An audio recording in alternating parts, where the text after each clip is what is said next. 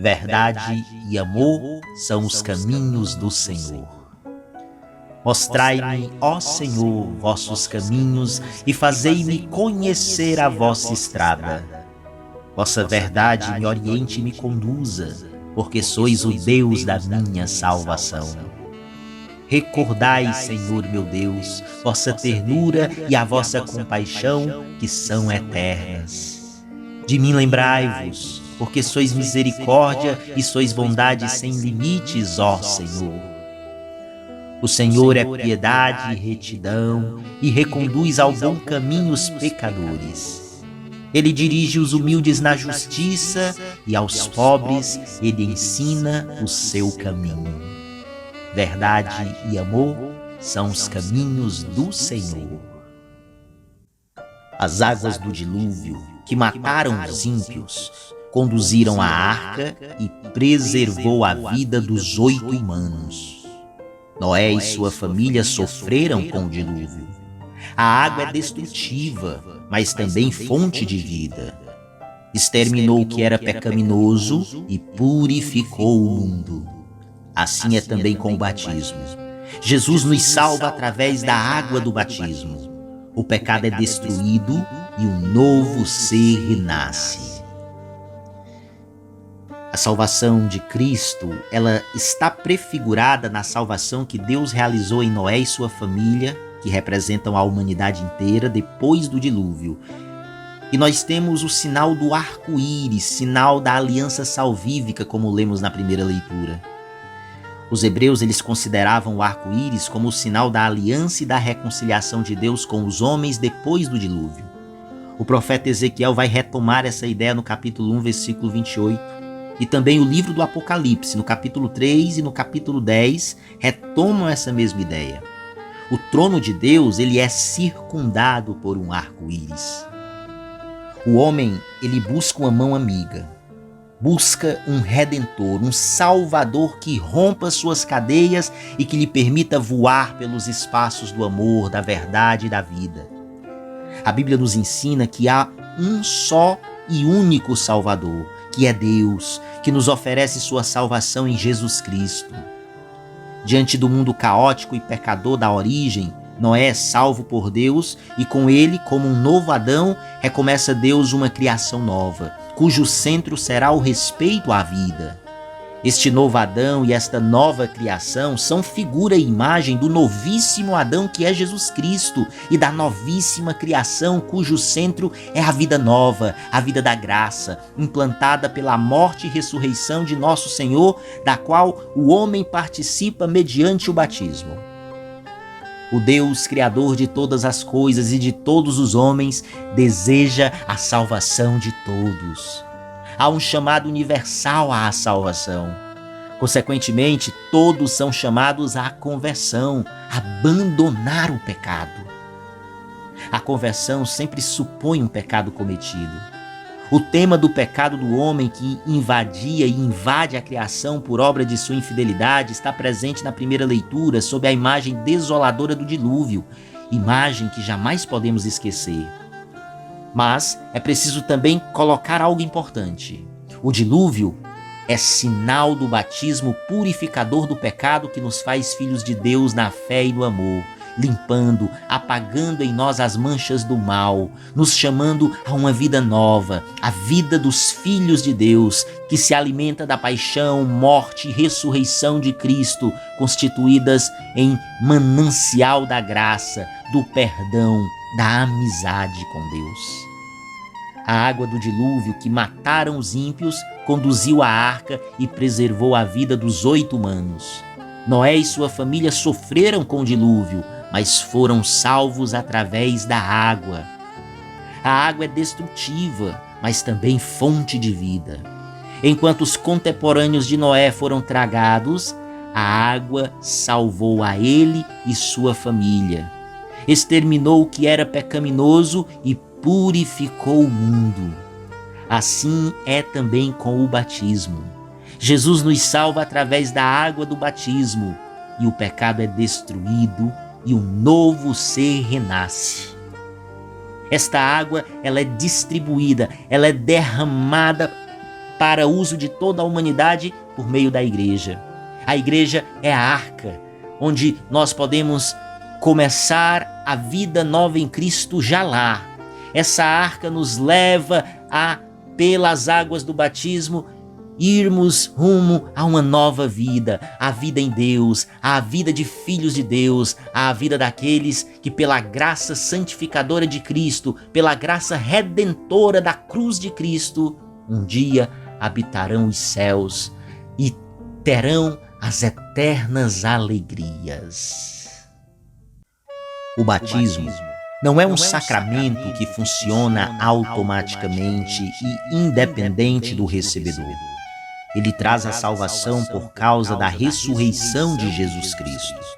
Mas o batismo não é apenas uma cerimônia externa. Através do batismo, o ser humano tem sido elevado à renovação da vida. Naquele tempo, Deus salvou Noé pelas águas do dilúvio. Hoje, Ele nos salva no batismo. Na segunda leitura, a Arca de Noé, Arca de Salvação, prefigura o batismo pelo qual o cristão participa da salvação que Jesus trouxe aos homens mediante sua morte e ressurreição. A arca corresponde ao batismo, que hoje é a vossa salvação. A igreja nos ensina que o batismo tem que ser uma experiência vivida todos os dias e fundamentado na autêntica espiritualidade cristã. Viver diariamente a experiência do batismo é viver a experiência da salvação que Cristo nos oferece dia após dia. É viver nossa pertença à igreja e, consequentemente, nossa adesão e amor à igreja. É viver a experiência da graça, da amizade gozosa com Deus.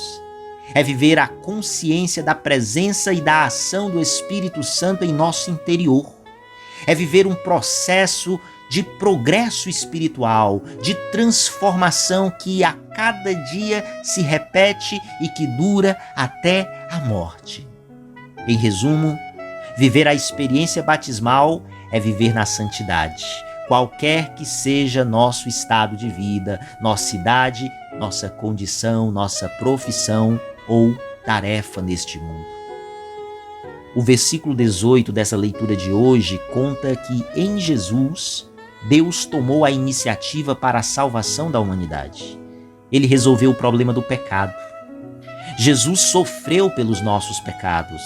O justo morreu pelos injustos. Ele tornou-se um substituto para os humanos, embora ele fosse inocente. Jesus sofreu uma vez por todas pelos nossos pecados. Seu sofrimento e morte são únicos e irrepetíveis. Sofreu a morte na sua existência humana, mas recebeu nova vida pelo Espírito. Jesus sofreu para nos guiar até Deus. Deus, em sua paciência, não quis acabar com tudo no dilúvio, mas, embora o povo tivesse o conhecimento necessário, somente uns poucos entraram na arca. E assim acontece também hoje. Muitos estão perdidos. Apenas uns poucos estão a salvo.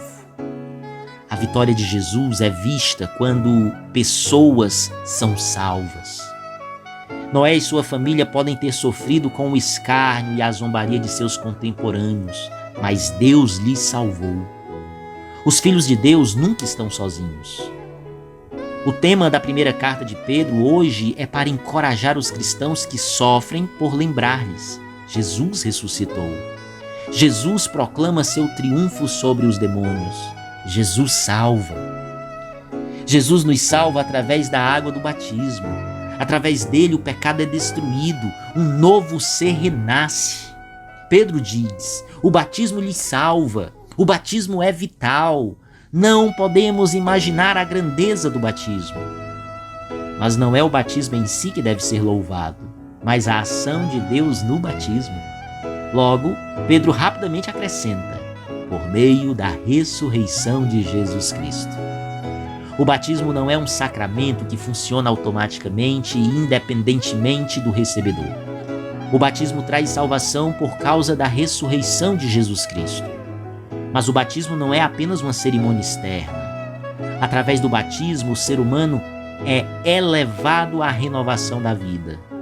Naquele tempo, Deus salvou Noé pelas águas do dilúvio. Hoje, ele nos salva pelas águas do batismo. Pedro também cita a ascensão de Jesus. A ressurreição de Cristo é seguida por sua ascensão. Esta, por sua vez, é seguida por sua entronização. A ascensão é importante para a igreja porque a faz lembrar das palavras dos anjos que diz que ele voltará. Ele levará o seu povo com ele. A leitura se conclui com uma descrição do triunfo de Cristo, da vitória e do domínio de Jesus. Ele subiu ao céu e está à direita de Deus, submetendo-se a ele os anjos, dominações e potestades. A tentação é toda aquela sugestão interior que, procedendo de causas tanto internas como externas, estimula o homem a pecar. Ela engana o entendimento com ilusões.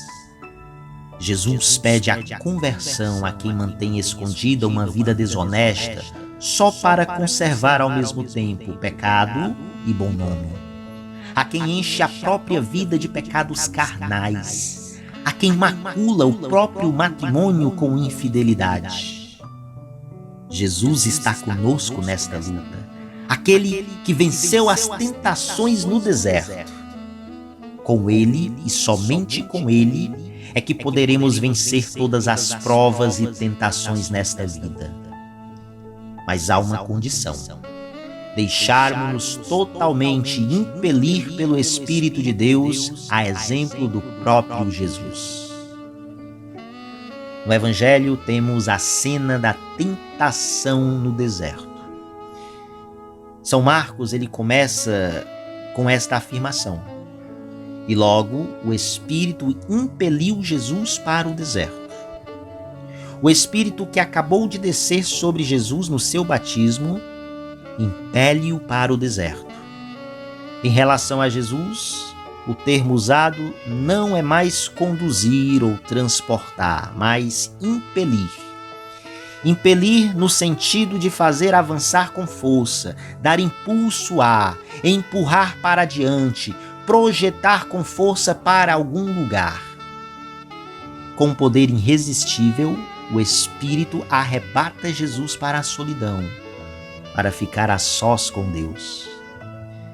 A expressão "o Espírito impeliu Jesus" significa que Jesus é totalmente dominado pelo Espírito de Deus.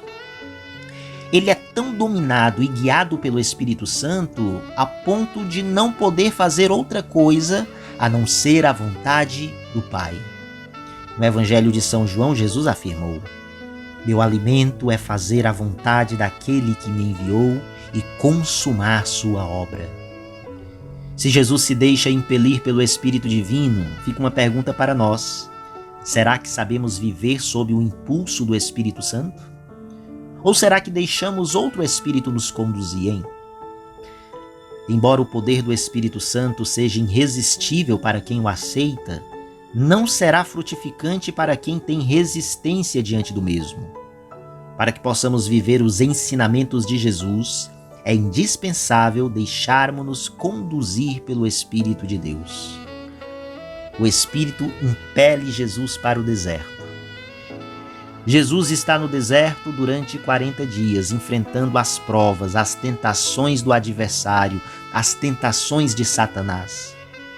Assim, Jesus revive em si mesmo as grandes experiências de provação que aconteceu com o povo de Deus no Antigo Testamento. E Jesus venceu todas as provas de sua vida, e com isso ele nos abriu caminho para a vitória. Cristo é o único capaz de nos ajudar na nossa luta contra as forças do mal. E para que possamos vencer essas forças, é preciso nos deixar habitar pelo Espírito de Deus, como aconteceu com Jesus. No deserto, Jesus foi tentado, mas saiu vitorioso. A tentação é toda aquela sugestão interior que, procedendo de causas tanto internas como externas, estimula o homem a pecar. ela engana o entendimento com ilusões, enfraquecendo-nos a vontade, tornando-a fraca ao cair no comodismo, na negligência, na preguiça, estimulando os nossos sentidos, principalmente a imaginação, com um pensamento de sensualidade, de soberba, de ódio, de vingança. Mas a tentação também é uma verificação da fidelidade do homem a Deus. Nossa maturidade, ela se forja nas tentações. Ninguém conhece a si mesmo se não é tentado, e nem pode ser coroado se não vence, e nem vencer se não luta, e nem lutar se lhes faltam inimigos, dizia Santo Agostinho. Quem é tentado não é propriamente pecador, mas homem piedoso. Isto é, quem é tentado é aquele que caminha com o Senhor permanentemente.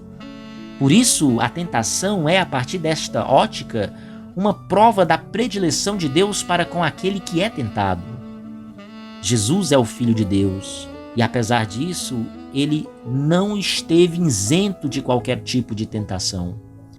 A tentação faz parte da vida do cristão. Nesta vida, é impossível escapar do ataque das tentações. Mas uma coisa é certa: as tentações que enfrentamos existem não para nos fazer cair, elas existem para nos fortalecer. Elas são testes para superarmos as barreiras na nossa caminhada rumo ao encontro com Deus e com o irmão. Porque a tentação, ela só pode nos estimular a pecar, nunca nos obrigar à vontade. Nenhuma força interna ou externa pode obrigar o homem a pecar. Por isso, podemos vencer as tentações, pois nenhuma delas é superior às nossas forças, principalmente quando estas forças vêm de Deus. Jesus sentiu tentações, mas não as consentiu. Outra coisa interessante é que Marcos é o único evangelista que relata que Jesus, lá no deserto, estava entre as feras que não ameaçavam a vida de Jesus. Isso nos indica uma vida paradisíaca. Além disso, Marcos é o único evangelista que não fala do jejum no deserto, porque quando se vive a alegria, quando se vive no paraíso, não pode haver o jejum, pois viver no paraíso é viver na plena harmonia com Deus. Jesus se torna assim o novo Adão, princípio de novas relações e da harmonia universal e cósmica. Isso quer nos dizer que quando vivemos em plena comunhão com Deus, os outros eles se tornam irmãos nossos e não ameaças para nós. São Francisco de Assis, ele chamava tudo de irmão, de irmã, irmão sol, irmã lua, irmã morte. Outra coisa que podemos perceber é que os anjos, os mesmos que guardavam o paraíso, proibindo a entrada de Adão e Eva, depois de sua expulsão, agora são servidores de Jesus. E o segredo desta comunhão cheia de paz e de harmonia é deixar-se conduzir totalmente pelo Espírito de Deus. Depois que terminou seu retiro no deserto, Jesus começa a proclamar a boa notícia. É a boa notícia porque Deus se importa com todos, porque Deus ama a todos e quer a todos salvar. Ninguém está excluído deste amor que salva e liberta. Ninguém fica cortado da atenção amorosa de Deus, nem mesmo os que cometeram os maiores crimes, desde que se voltem novamente para Deus. Eu sou o que apaga as suas transgressões por amor de mim, e já não me lembro dos teus pecados, diz-nos o Senhor em Isaías 43, versículo 25. Deus sempre oferece novas chances para todos, pois Ele é amor. No entanto, toda dádiva divina, toda oferta de amor de Deus, espera uma resposta da parte dos homens. Exige um amor a Ele e também ao próximo. Eis porque segue a proclamação da Boa Nova o postulado da conversão e da fé no Evangelho. Convertei-vos e crede no Evangelho. Aqui a conversão está intimamente ligada à fé. A conversão é sempre sinal de alguém que crê em Deus. Por isso, a falta de disposição para a conversão é sinal da falta de fé. Jesus pede a conversão a quem mantém escondido uma vida desonesta só para conservar ao mesmo tempo pecado e bom nome, a quem enche a própria vida de pecados carnais, a quem macula o próprio matrimônio com infidelidades.